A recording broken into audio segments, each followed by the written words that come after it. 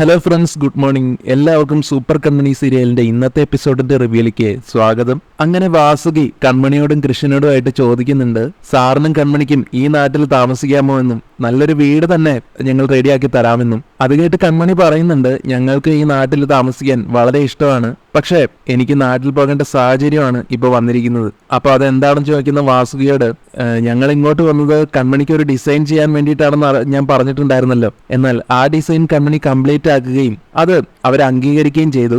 അതുകൊണ്ട് കൺമണിക്ക് ഇനി തിരിച്ചു പോയേ മതിയാവും. മാത്രമല്ല, കൺമണി കേരളത്തിലെ ഏറ്റവും പ്രധാനപ്പെട്ട ഒരു ഡിസൈനറുമാണ്. അതുകൊണ്ട് തന്നെ കൺമണി ഇനി അവിടെ വേണം. എന്തായാലും ഇതെല്ലാം കേട്ട് വാസുകിക്ക് ഒത്തിരി സന്തോഷമാവുന്നുണ്ട്. ഞാൻ ഈ വാർത്ത എല്ലാവരെയും അറിയിക്കട്ടെ എന്നും നമുക്കിത് ആഘോഷമാക്കണമെന്നും വാസുകി പറയുന്നത് കേട്ടിട്ട് കൺമണി പറയുന്നുണ്ട്, അതിന്റെ ഒന്നും ആവശ്യമില്ല ചേച്ചി, എന്നാൽ നമുക്കിത് ആഘോഷിക്കണമെന്ന് തന്നെ ഉത്സാഹത്തോടെ പറഞ്ഞിട്ട് വാസുകി പോകുന്നു. കൃഷ്ണനാണെങ്കിലും ഈ ഒരു കാര്യം ആഘോഷിക്കണമെന്ന് തന്നെയാണുള്ളത്. കൺമണിയോട് പറയുന്നുണ്ട് നമുക്കിത് ആഘോഷിക്കണമെന്ന്. മാത്രമല്ല, ഒരു ലഡു എടുത്ത് കൺമണിയെ കൊണ്ട് സ്നേഹത്തോടെ കഴിപ്പിക്കുന്നുണ്ട് കൃഷ്. അതിനുശേഷം കാണിക്കുന്നത് ഭാഗ്യശ്രീ ലാലിയെയും കൂട്ടിക്കൊണ്ട് അലികയിലെത്തുകയാണ്. സാഗറിനെ കാണണമെന്ന് ഒരു സ്റ്റാഫിനോട് ആവശ്യപ്പെടുമ്പോൾ സാഗർ സാർ എന്ന് ലീവാണെന്നും പകരം ദേവ്ജിയെ കണ്ടോളാനും അവർക്ക് പറഞ്ഞു കൊടുക്കുന്നുണ്ട്.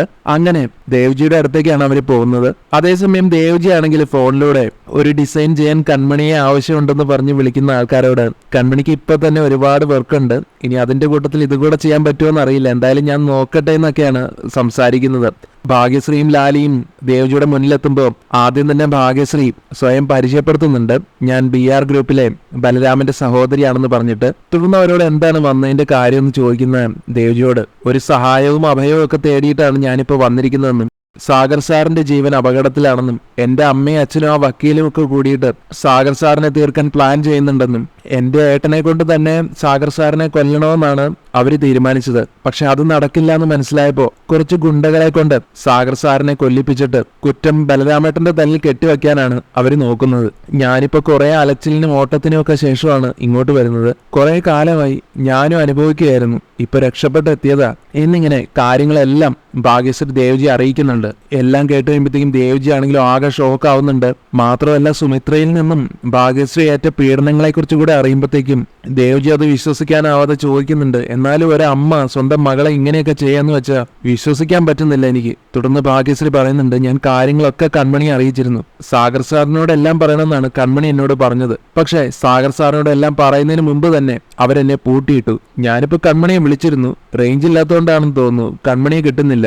ഏതായാലും ഇതൊക്കെ കേട്ട് കഴിയുമ്പോഴത്തേക്കും ദേവ്ജി പറയുന്നുണ്ട്, ഇത് വളരെ നിർണായകമായിട്ടുള്ള ഒരു അവസ്ഥ തന്നെയാ, എത്രയും പെട്ടെന്ന് കാര്യങ്ങളെല്ലാം സാഗറിനെ അറിയിക്കണം. എന്നിട്ട് സാഗറുമായിട്ട് ആലോചിച്ചിട്ട് ഭാഗ്യശ്രീയുടെ അച്ഛനമ്മമാർക്കെതിരെ നിയമ നടപടികൾക്കും പോകണം. നിങ്ങൾ ഏതായാലും ടെൻഷൻ ആവണ്ട, എല്ലാത്തിനും ഒരു വഴി ഉണ്ടാക്കാം, ശരിയെന്ന് പറയുന്നുണ്ട് ഭാഗ്യശ്രീ. അങ്ങനെ സാഗറിനോട് ഉടനെ തന്നെ എല്ലാ കാര്യങ്ങളും അറിയിക്കണമെന്ന് പറഞ്ഞുകൊണ്ട് ദേവ്ജി അവിടെ നിന്ന് പോവുകയാണ്. അപ്പൊ തന്നെ ഇവിടെ സാഗർ ആണെങ്കിൽ ഓഫീസ് വർക്കെല്ലാം ചെയ്ത് ടയേർഡ് ആയിരിക്കുമ്പോൾ സുജ കൊണ്ടുവന്നിട്ട് ഒരു ചായ കൊടുക്കുന്നുണ്ട്. അപ്പൊ ചായ കുടിച്ചു കഴിയുമ്പോഴത്തേക്കും, ആഹാ നീ ഉണ്ടാക്കി ചായ കുടിച്ചു കഴിഞ്ഞപ്പോഴത്തേക്കും എന്താ ഒരു സുഖം എന്നൊക്കെ പറഞ്ഞ് സുജയെ പ്രശംസിക്കുന്നുണ്ട്. സുജയ്ക്കാണെങ്കിലും സന്തോഷമാവുന്നുണ്ട്. എന്നാലും പതിവില്ലാതെ ഇത് എന്ത് പറ്റി എന്നെ പുകഴ്ത്താൻ എന്നൊക്കെ ചോദിക്കുക. തുടർന്ന് സാഗർ ആണെങ്കിൽ ശങ്കർ മോഹന്റെ പ്രോജക്ട് നമുക്ക് കിട്ടിയതിൽ എല്ലാവരും ആശംസ അറിയിച്ചതെല്ലാം ലാപ്ടോപ്പിൽ കാണിച്ചു കൊടുക്കുന്നുണ്ട്. മറുപടി അയച്ച് എന്റെ കൈ കഴിച്ചെന്നും പറയുന്നു. ശേഷം സാഗർ കണ്ടോ എല്ലാ മെയിലിലും പ്രത്യേകിച്ച് ഒരു കാര്യം കൂടെ എടുത്തു പറയുന്നുണ്ട്. അതെന്താണെന്ന് വെച്ചാൽ ആ ഡിസൈൻ ചെയ്ത കൺമണിക്ക് ആശംസകൾ അറിയിക്കണമെന്ന്. എന്തായാലും അത് കേട്ടതും സുജയുടെ മുഖം ഒന്ന് വാടുന്നുണ്ട്. സാഗർ ആണെങ്കിലും ആ മാറ്റം മനസ്സിലാകുന്നു, ചോദിക്കുന്നുണ്ട്, എന്നിട്ട് എന്താടോ പെട്ടെന്ന് തന്റെ മുഖം വാടിയത്? ഒന്നുമില്ലെന്നാണ് സുജ മറുപടി കൊടുക്കുന്നത്. ശേഷം സാഗർ പറയുന്നുണ്ട്, ഈ ഡിസൈൻ ഉണ്ടല്ലോ ഒഫീഷ്യൽ ആയിട്ട് പുറത്തിറങ്ങി കഴിയുമ്പോൾ കൺമണി കേരളത്തിലെ ലീഡിംഗ് ഡിസൈനർ ആയിട്ട് അങ്ങോട്ട് മാറും. അങ്ങനെ ഒരു ഡിസൈനർ നമ്മുടെ കമ്പനിയിൽ വർക്ക് ചെയ്യുന്നത് നമുക്കൊരു അഭിമാനമുള്ള കാര്യമല്ലേ സുജയ്? അപ്പൊ സുജ പറയുന്നുണ്ട്, കമ്പനിയിലൊക്കെ അവള് വർക്ക് ചെയ്തോട്ടെ, പക്ഷെ ആരുടെയും ജീവിതത്തിൽ ഇടപെടാൻ സമ്മതിക്കേണ്ട സാഗർ. പ്രോജക്റ്റ് കിട്ടിയതിൽ സന്തോഷം ഉണ്ടെങ്കിലും കൺമണിയും കൃഷും ഒരുമിച്ചാണല്ലോ എന്നൊരു ചിന്ത മനപ്രയാസം ഉണ്ടാക്കുന്നുണ്ട് എന്നെ. സാഗർ ആണെങ്കിൽ സുജയുടെ ഈ ആദ്യമൊന്നും അത്ര കണക്കാക്കുന്നില്ല, അവർക്ക് അവരെ നിയന്ത്രിക്കാനൊക്കെ അറിയാമെന്നും താൻ അതൊക്കെ പറഞ്ഞ് നമ്മുടെ സന്തോഷം ഇല്ലാതാകല്ലേ എന്നൊക്കെ സുജയെ ഉപദേശിക്കുന്നുണ്ട്. അങ്ങനെ സാഗർ ആണെങ്കിൽ സുജയ്ക്ക് പല മെയിൽസും കാണിച്ചു കൊടുക്കുന്നതിന്റെ ഇടയിൽ പെട്ടെന്നാണ് നെഞ്ചിനൊരു വേദന പോലെ അനുഭവപ്പെടുന്നത്. ഇത് ചിലപ്പോൾ ഗ്യാസിന്റെ ആണെന്നൊക്കെ അക്കൂട്ടത്തിൽ പറയുന്നുണ്ടെങ്കിലും സുജ സുജയ്ക്ക് വല്ലാതെ ടെൻഷനാവും. സാഗറിനോടൊന്ന് എഴുന്നേറ്റ് നടക്കാനൊക്കെ പറയുന്നുണ്ട്. അങ്ങനെ സുജ തന്നെ സാഗറിനെ പിടിച്ച് എഴുന്നേൽപ്പിച്ചിട്ട് നടത്താനൊക്കെ ശ്രമിക്കുമ്പോൾ സാഗറിന്റെ നെഞ്ചുവേദന അപ്പോഴും മാറിയിട്ടില്ല. നല്ല ബുദ്ധിമുട്ടിലാവുന്നുണ്ട്. എനിക്ക് നല്ല പെയിൻ എടുക്കുന്നെന്നും മാത്രമല്ല കയ്യിന് ഒരു തരിപ്പ് കൂടെ അനുഭവപ്പെടുന്നുണ്ടെന്നും സാഗർ ഇക്കൂട്ടത്തിൽ അറിയിക്കുകയാണ്. സുജയ്ക്കും ഇതെല്ലാം കേട്ട് ആകെ പരിഭ്രമാവുന്നു. സാഗറിനോട് കൈയൊന്ന് തലയ്ക്ക് മുകളിൽ ഉയർത്തി നോക്കാനൊക്കെ പറഞ്ഞ് സാഗറിനാണെങ്കിൽ നെഞ്ചുവേദന കാരണം കൈ പൊക്കാനേ സാധിക്കുന്നില്ല. മാത്രമല്ല കുറച്ചു സമയം കഴിയുമ്പോഴത്തേക്കും ഒട്ടും വയ്യാതെ താഴേക്ക് വീണു പോകാനൊക്കെ ഭാവിക്കുന്നുണ്ട്. സുജയ്ക്ക് ഇത് കണ്ടിട്ട് പേടിയാവുകയാണ്. ഉടനെ തന്നെ ആന്റിയമ്മയും മാനസയും ഒക്കെ വിളിക്കും. ആന്റിയമ്മയും മാനസയൊക്കെ ഓടിയെത്തുന്നുണ്ട്. ഈ കാഴ്ച കണ്ടിട്ട് അവര് വല്ലാതെ ഭയന്നു പോകും. എങ്കിലും സാഗറിനെ എല്ലാവരും കൂടെ പിടിച്ച് സോഫയിൽ അങ്ങോട്ട് ഇരുത്തുകയാണ്. ആന്റിയമ്മയൊക്കെ ആണെങ്കിലും നെഞ്ചൊക്കെ തടവി കൊടുത്തിട്ട് സാഗറിനോട് ചോദിക്കുന്നുണ്ട്, മോനെ നിനക്ക് എന്ത് പറ്റിയടാ? സാഗറിനാണെങ്കിൽ ഒട്ടും വയ്യ. ഈ ഒരു അവസരത്തിൽ തന്നെയാണ് ദേവ്ജിയുടെ കോളും വരുന്നത്. ദേവ്ജിയാണ് വിളിക്കുന്നതെന്ന് മനസ്സിലാക്കുമ്പോൾ സുജ വേഗം കോൾ എടുത്തിട്ട് ദേവ്ജിയോട് പറയും, ദേവ്ജി സാഗറിനൊരു നെഞ്ചുവേദന പോലെ, ഞങ്ങള് ഹോസ്പിറ്റലിലേക്ക് പോകാൻ പോവാ, മഹിപാലിനെ ഒന്ന് ഹോസ്പിറ്റലിലേക്ക് അയക്കാമോ? ദേവ്ജി ആണെങ്കിലും നിങ്ങൾ പെട്ടെന്ന് ഹോസ്പിറ്റലിലേക്ക് പൊക്കോളാനും മഹിപാലിനോട് ഞാൻ പറയാം, മഹിപാൽ അവിടെ ഹോസ്പിറ്റലിൽ എത്തിക്കോളൂന്ന് അറിയിക്കുന്നുണ്ട്. ശേഷം ഇക്കാര്യം ഭാഗ്യശ്രീയോടും അതുപോലെ ലാലിയോടും ഒക്കെ പറയുന്നുണ്ട് ദേവ്ജി.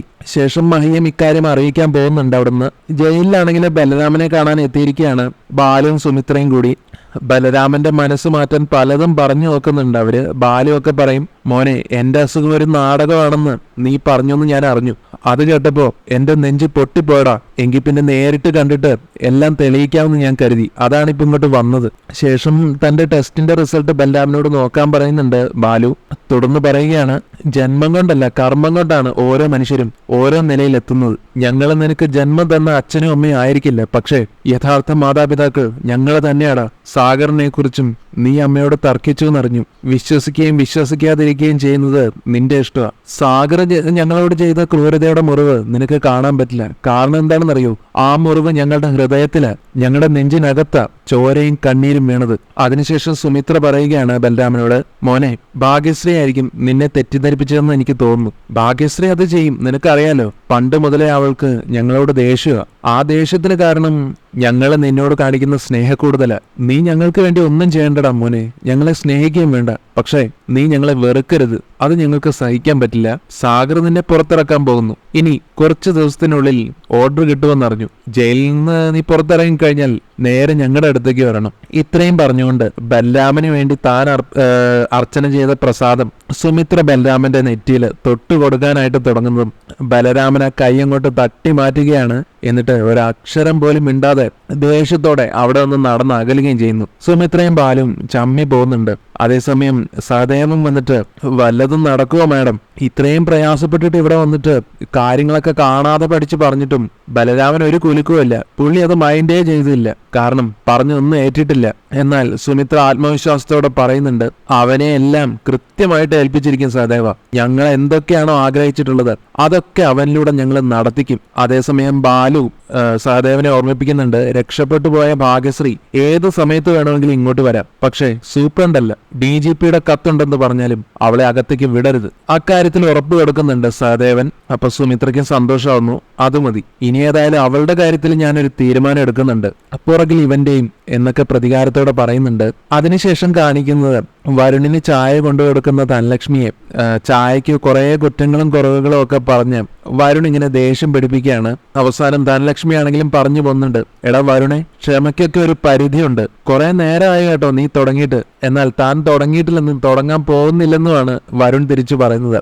ആ സമയത്ത് ശ്രീനിവാസനും അമ്മായിമാരും ഒക്കെ അങ്ങോട്ട് വരുന്നുണ്ട്.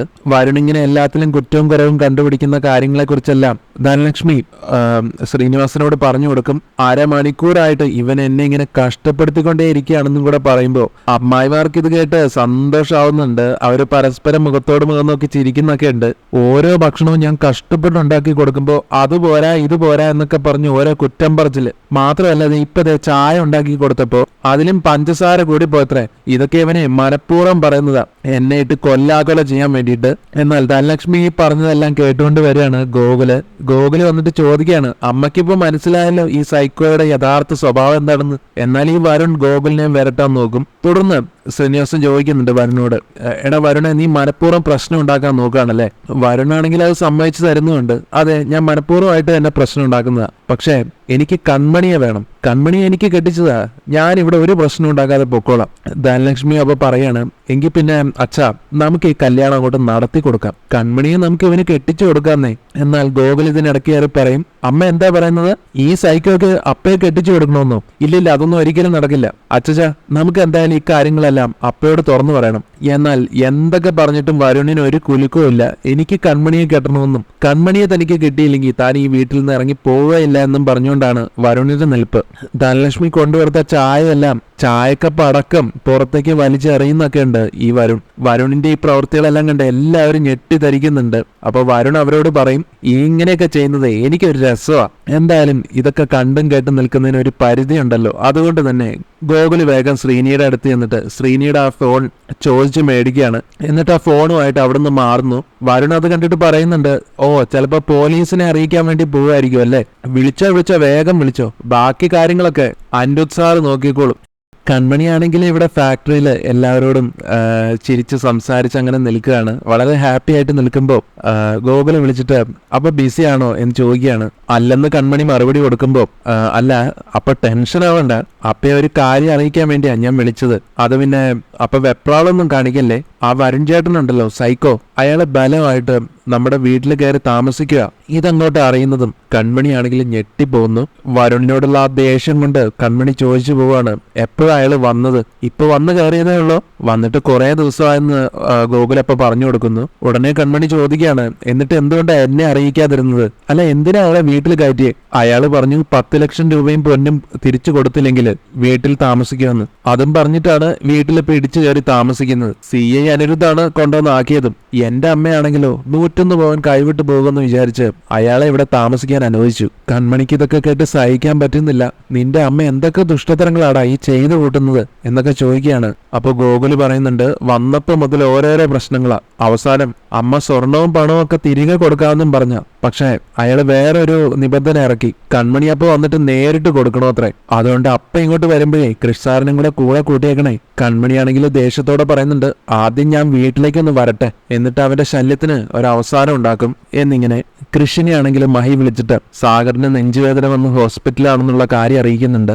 കൃഷിനോട് ഒട്ടും വിഷമിക്കണ്ടെന്നൊക്കെ മഹി പറയുന്നുണ്ടെങ്കിലും കൃഷിന്റെ മനസ്സമാധാനം നഷ്ടപ്പെടുകയാണ്. ഞാൻ അങ്ങോട്ടേക്ക് വരാമെന്ന് തന്നെ പറയും. അങ്ങനെ തിരിച്ചു പോകാൻ തീരുമാനമെടുക്കുന്ന കൃഷിന്റെ അടുത്തേക്ക് കൺമണിയും വന്നിട്ട് പറയുകയാണ്, സാർ എനിക്ക് അത്യാവശ്യമായിട്ട് വീട്ടിലേക്ക് പോകണം. എന്നാൽ അതേസമയം കൃഷ്ണൻ പറയുന്നുണ്ട് എനിക്കും പോകണമെന്ന്. കാരണം എന്താണെന്ന് ചോദിക്കുന്ന കൺമണിയോട് കൃഷ്ണൻ തിരിച്ചു ചോദിക്കുകയാണ്, കൺമണിക്ക് പോകേണ്ട അത്യാവശ്യം എന്താണെന്ന്. അപ്പൊ കൺമണി കാര്യങ്ങളെല്ലാം അറിയിക്കുകയാണ്. ആ വരുന്നുണ്ടല്ലോ, അവൻ ബലമായിട്ട് എന്റെ വീട്ടിൽ കയറി താമസിക്കുക, അവനെ അവിടെ ഒന്ന് ഇറക്കി വിടണം, അത് ഞാൻ ചെന്നാലേ പറ്റൂ. ഇതേ സമയം കൃഷ്ണൻ പറയുന്നുണ്ട്, എന്റെ അച്ഛൻ ഹോസ്പിറ്റലൈസ്ഡ് ആയിരുന്നു, എന്തോ ഒരു നെഞ്ചുവേദന കാരണമാണെന്നാണ് മഹീപ്പ് വിളിച്ചപ്പോ എന്നോട് പറഞ്ഞതെന്ന് അറിയിക്കുന്നുണ്ട്.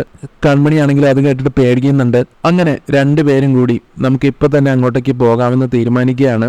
ഇവിടെ ആന്റിയമ്മയാണെങ്കിൽ ICUവിന്റെ മുമ്പിലിരുന്ന് കരയാണ്. ഞാൻ കുറെ ദിവസമായിട്ട് എന്റെ അനിയൻകുട്ടനെ ഒരുപാട് വേദനിപ്പിച്ചു, അതിന്റെ ഒലച്ചിലായിരിക്കും അവന്, പാവം എന്റെ അനിയൻകുട്ടൻ എന്നൊക്കെ പറഞ്ഞിട്ട് അവരങ്ങനെ കരയുമ്പോ മാനസ വന്നിട്ട് ആന്റിയമ്മയോട് പറയും, ആന്റിയമ്മയൊന്നും അല്ല ഇതിന് കാരണക്കാരി, ഈ അവസ്ഥയ്ക്ക് എല്ലാം കാരണക്കാരി അവൾ ഒറ്റ വരുത്തിയ ആ കൺമണി, അവളാണ് കൃഷ്ണനെ തട്ടിക്കൊണ്ടു പോയത്. ആ ഒരു ഷോക്കിലാണ് അങ്കിളിന് ഇങ്ങനെ വന്നത്. എന്നാൽ സുജാത ഇതെല്ലാം കേട്ടിട്ട് കരഞ്ഞുകൊണ്ട് പറയാണ്, മോൾ അത് മാത്രമാണെന്ന് പറയല്ലേ, സാഗർ എല്ലാ പ്രശ്നങ്ങളുടെയും നടുവിലായിരുന്നു, കഴിഞ്ഞ കുറെ ദിവസങ്ങളിലായിട്ട് സാഗർ ആകെ തളർച്ചയിലായിരുന്നു എന്നൊക്കെ പറഞ്ഞ് വിങ്ങിപ്പൊട്ടി കരയുന്നുണ്ട്. എന്നാൽ മാനസ അപ്പോഴും കൺമണിയിലേക്ക് തന്നെയാണ് വരുന്നത്. ഇതിനെല്ലാത്തിനും കാരണം കൺമണി തന്നെയാണെന്നുള്ള രീതിയിലാണ് മാനസ സംസാരിക്കുക. സാഗർ സാർ ആശുപത്രിയിലാണെന്ന് അറിയുമ്പോൾ കൺമണി സന്തോഷം കൊണ്ട് തുള്ളിച്ചാടുമെന്നും സുജാതയ്ക്ക് കൺമണിയോടുള്ള ദേഷ്യം ഇരട്ടിപ്പിക്കാൻ വേണ്ടി മാനസ പറയുന്നുണ്ട്.